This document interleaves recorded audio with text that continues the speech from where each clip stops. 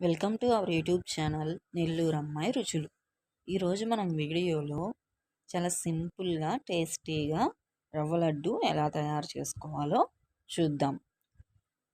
ఈ recipe almost అందరికీ తెలిసే ఉంటుంది, కానీ కొత్తగా మ్యారేజ్ అయిన వాళ్ళకి, అలాగే కొత్తగా నేర్చుకునే వాళ్ళకి, చేయాలి అని అనుకునే వాళ్ళకి ఒకసారి ఇలా ట్రై చేసి చూడండి. చాలా టేస్టీగా సింపుల్గా చేసుకోవచ్చు.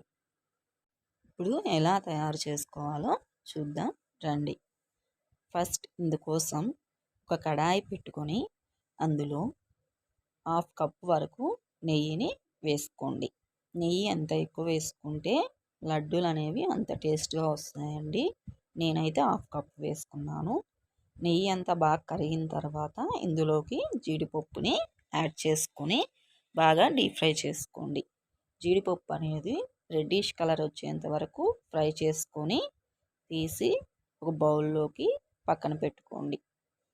అలాగే ఇదే నెయ్యిలోకి ద్రాక్షని వేసుకొని దాన్ని కూడా ఫ్రై చేసుకొని రెడ్డిష్ కలర్ వచ్చేంత వరకు ఫ్రై చేసుకొని పక్కన పెట్టేసుకోండి.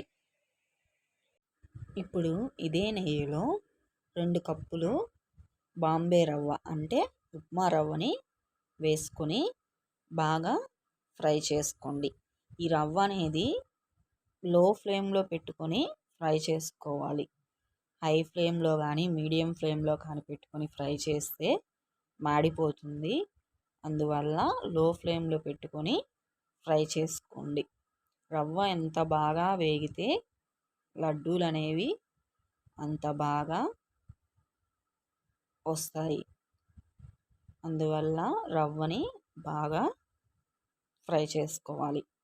రవ్వ వేగింది అని తెలియడానికి మనకి కమ్మటి వాసన వస్తుందండి. అప్పుడు రవ్వ బాగా వేగినట్టు. ఇప్పుడు ఇందులోకి 3/4 కప్పు లేదా కప్పు వరకు చక్కెరని యాడ్ చేసుకోండి. చక్కెర తక్కువ తినాలనుకున్న వాళ్ళు 3/4 కప్పు వేసుకుంటే సరిపోతుంది. ఈ చక్కెర అంతా బాగా కరిగే వరకు కలుపుకొని ఇప్పుడు స్టవ్ ఆఫ్ చేసేసుకోండి. ఇప్పుడు ఇందులోకి కాచి చల్లార్చిన 1/2 కప్పు వరకు పాలుని తీసుకొని కొద్ది కొద్దిగా పాలుని వేసుకుంటూ రవ్వని మొత్తం బాగా కలుపుకోండి. మొత్తం ఒకేసారి వేసుకోకుండా కొద్ది కొద్దిగా వేసుకుంటూ కలుపుకోండి. 1/2 కప్పు అయితే సరిపోతుంది. ఇలా కలుపుకున్న తర్వాత ముద్ద అయ్యేంత వరకు కలుపుకొని ఇందులోకి 5 లేదా 6 ఇలాచీని ఇలా దంచుకొని వేసుకోండి. అలాగే మనం ఫ్రై చేసుకున్న జీడిపప్పు ద్రాక్షని యాడ్ చేసుకోండి. ఇప్పుడు మీకు కావాల్సినంత సైజులో లడ్డూలని ప్రిపేర్ చేసుకోండి.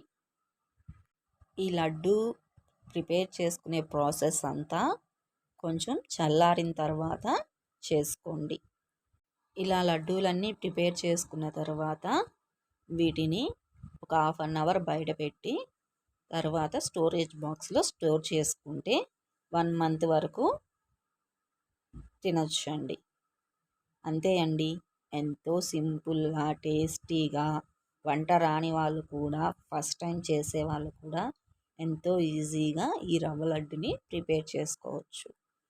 ఈ రెసిపీని మీరు కూడా ఒకసారి ట్రై చేసి మీకు ఎలా వచ్చిందో నా కామెంట్ బాక్స్లో షేర్ చేయండి.